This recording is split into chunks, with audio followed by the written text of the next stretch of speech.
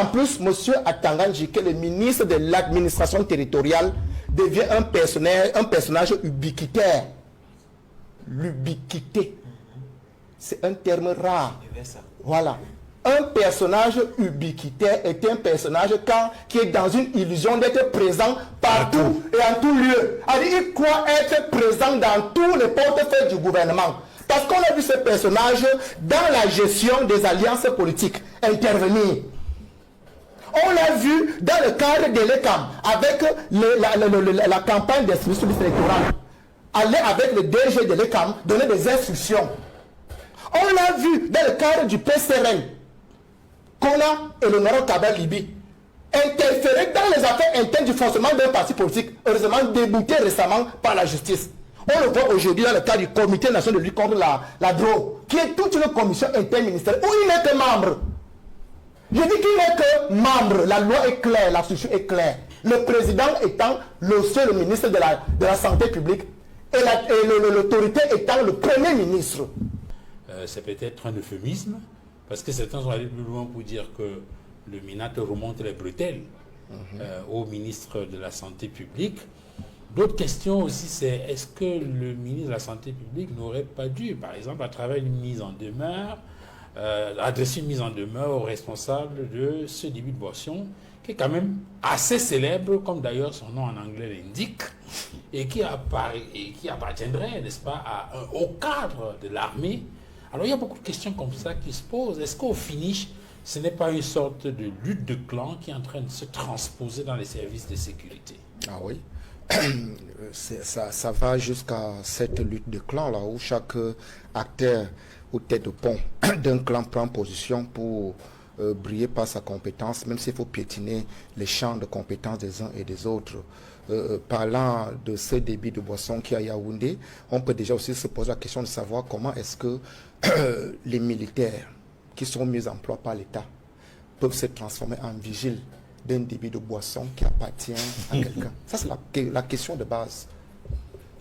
Comment les militaires payés par l'État, employés par l'État pour les missions particulières au nom de l'État, se retrouvent être constitués en vigiles d'un débit de boisson, même sur le débit de boisson du président de la République. C'est les affaires privées. C'est une propriété privée. Comme les gars en jaune ou en noir, ils sont là. Mais on dit qu'ils étaient en civil, non? Non, c'est pour dire, puisque c'est les militaires, ils parlent même que c'est les éléments du BI, pour aller plus loin. Peut-être qu'ils étaient en week-end. Non, puisqu'ils sont intervenus avec muscles, c'est parce qu'il leur revient de garder ces débits de boisson. D'ailleurs, il y a déjà là un usage abusif de la ressource publique humaine. De même, quand on voit les CA le jeudi dans les champs d'ananas, dans les champs de cacao au village, et rentrent le mardi dans nos villages. C'est la même chose. Un usage abusif de la ressource humaine payée par l'État et recrutée par l'État. Donc, ça, c'est de ce côté-là. Mais rentrons dans le fond du sujet. Alors, on parle du contrôle des stupéfiants. Attendez, il y a une loi là-dessus. Il faut comprendre la relation qui est entre le ministre de la Santé publique et le ministre de l'administration territoriale dans le cadre du Comité national de lutte contre les drogues, institué en 1992 par un arrêté du Premier ministre et reconsidéré en 1997. En 1997, il y a la mise sur pied d'une plateforme interministérielle qui regroupe 16 membres du gouvernement. À cela, vous ajoutez le délégué général de la Sécurité nationale, qui font partie des membres du Comité national de lutte contre les drogues, dont le patron est le ministre de la Santé publique, sous l'autorité directe du Premier ministre. Comme ça que c'est structuré. Ça, c'est la structure de l'État. Ça veut dire qu'il ne revient pas à la conférence des gouverneurs, encadré par leur tutelle, que le ministre de la Santé territoriale, de se prononcer exclusivement et de prendre la diligence sur la lutte contre les drogues. C'est créer une république dans une république, puisqu'il y a tout un organe. Le Comité national de lutte contre les drogues, présidé par le ministre de la Santé publique. Et les membres sont des ministres. C'est 13 ministres ou 14. Vous ajoutez le ministre de la Défense et le délégué général de la Sécurité nationale.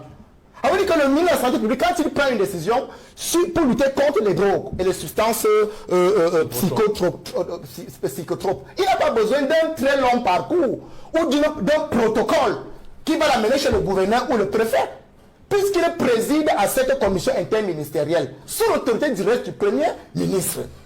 Alors quand on vient à cette... c'est un galimatias. Il faut demander ce que c'est un galimatias, cette correspondance. C'est quoi galimatias? C'est un objet lisible mais incompréhensible. Parce que quand vous lisez ceci, ce galimatias, je vous dis, vous êtes perdu dans le droit administratif, vous êtes perdu dans le droit constitutionnel, vous êtes perdu comme citoyen. Parce que la relation entre les membres du gouvernement est une relation d'horizontalité. Les ministres entretiennent une relation d'horizontalité. La portée verticale n'est tenue que par monsieur le Premier ministre. Il ne revient qu'à ce dernier, dans les compétences de la structure et l'opération de l'État, d'adresser ce genre de correspondance à un ministre, et non un ministre à un autre ministre. Oui. Donc, de plus en plus, monsieur Atanganji, que le ministre de l'administration territoriale devient un personnage ubiquitaire. L'ubiquité, c'est un terme rare. Voilà.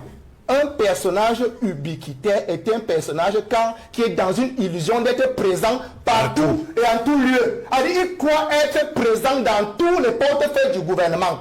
Parce qu'on a vu ce personnage dans la gestion des alliances politiques intervenir.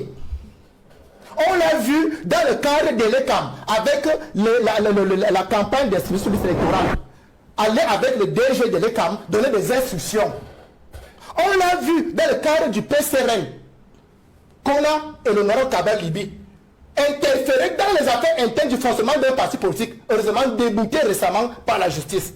On le voit aujourd'hui dans le cadre du Comité national de lutte contre la drogue, qui est toute une commission interministérielle où il n'est que membre. Je dis qu'il n'est que membre, la loi est claire, la structure est claire. Le président étant le seul ministre de la Santé publique, et l'autorité étant le Premier ministre. Un personnage ubiquitaire donc... Ubiquitaire, j'espère que ce n'est pas une insulte. Non, ce n'est pas une insulte. Non, ce n'est pas une insulte. Ça ne faut pas qu'on nous comprenne. Ubiquitaire veut dire être présent en tout temps. Le don d'ubiquité. Oui, ça vient de ubiquité. Donc, tu es présent en tout temps et en tout lieu. Donc, tu es omniprésent.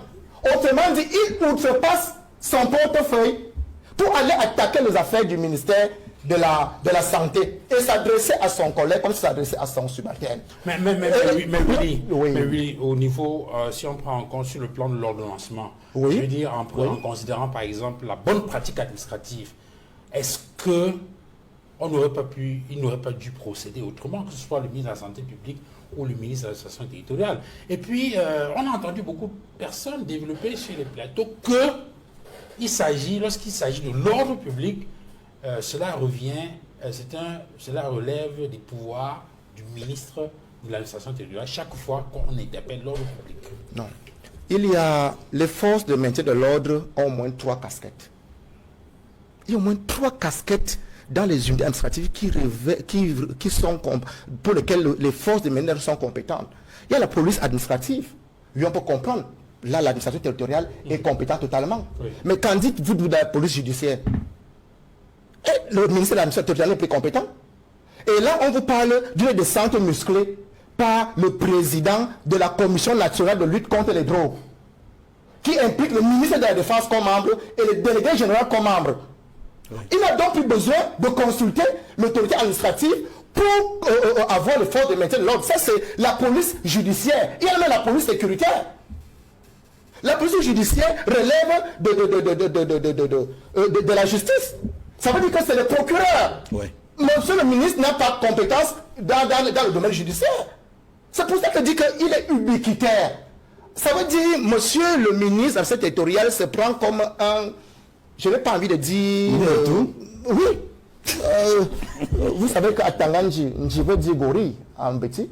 Il est gorille, c'est-à-dire il est fort dans ses muscles, mais c'est vrai, il est fort, c'est la territoriale, c'est monsieur fort, mais la force là, il faut savoir faire usage de la force de l'État, sinon on peut devenir croquignolesque. croquignolesque veut dire ridicule. Parce que quand on est croquignolesque sur la place publique, alors on expose l'État.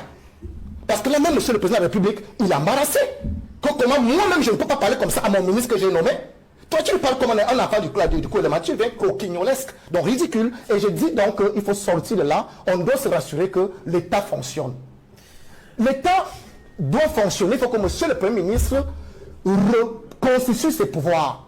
Il faudrait que par la même correspondance, il rappelle alors le ministre de l'administration territoriale, qui n'a pas autorité à rappeler à l'ordre un autre ministre. Il y a un cabinet, un cabinet de Premier ministre qui existe, regroupant les ministres. Il y a un conseil des ministres avec M. le Président de la République. C'est vrai que le dernier date depuis 5 ans. On attend, ça date, mais il y a quand même ces instances-là, au sein desquelles il y a les rappels à l'ordre, où il y a les nouvelles impulsions, où il y a les recadrages. Mais quand on voit ça, ça veut dire que monsieur le ministre de cette territoire entretient la confusion. Parce que ça, c'est la confusion dans l'imaginaire populaire. Et la confusion est un berceau du chaos. Le chaos se nourrit de la confusion. Et on n'a pas besoin d'avoir la confusion. On veut construire un environnement électoral crédible. Dans 12 mois, nous avons des élections. Il ne faut pas que quelqu'un s'approprie les forces de maintien de l'ordre. Il faut que quelqu'un s'approprie des compétences qui ne sont pas siennes. On veut une élection dans un climat de pacification. Et non des gens qui alimentent la confusion, qui va générer le chaos. On va s'arrêter là pour ce dimanche. Merci à vous, messieurs, d'être venus. Professeur Akumbo, merci d'être venu sur le plateau. Merci également à vous, Dimitri Bala, d'être venu sur le plateau pour échanger avec nous. Edmond Kangia, merci.